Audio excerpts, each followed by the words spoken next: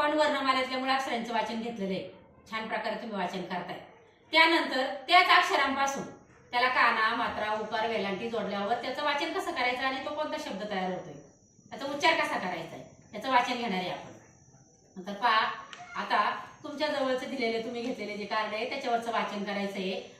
अनिकेत, तू कर बरं वाचन. तुझ्या जवळचं जे कार्ड आहे ते गोल. गोल. हा, छान. त्याच्याजवळ गोल आहे. हा, संस्कार तुझ्याजवळ कोणता आहे? गॅस. गॅस. Very good. म्हणजे अर्धचंद्र असणारा शब्द आहे, त्याने त्याचं वाचन केलेलं आहे. हा, पुढं वात्रे. हा, दाखवते कोणतं आहे? जुलै. जुलै. अगदी महिन्यातलं नाव आहे पहा, जुलै. Very good. हा, तू वात्रे पुढचा. ऊस. ऊस हा शब्द तयार झालेला पाहिजे. ऊ आणि स मिळून ऊस. हा, पुढे यायचं शाळा. शाळा. पहा, शा आणि ळा. शा आणि ळा. शाळा हा शब्द तयार झालेला आहे. आता पहा, हे हा क आणि प काय तयार झालेला आहे रे? क. कपाचा क आणि प. क. Very good. तू वाच ग तुझं जवळचं. मासा. मासा. काना दिलेला आहे त्या अक्षरांना आणि मासा. हा, वाच पायल.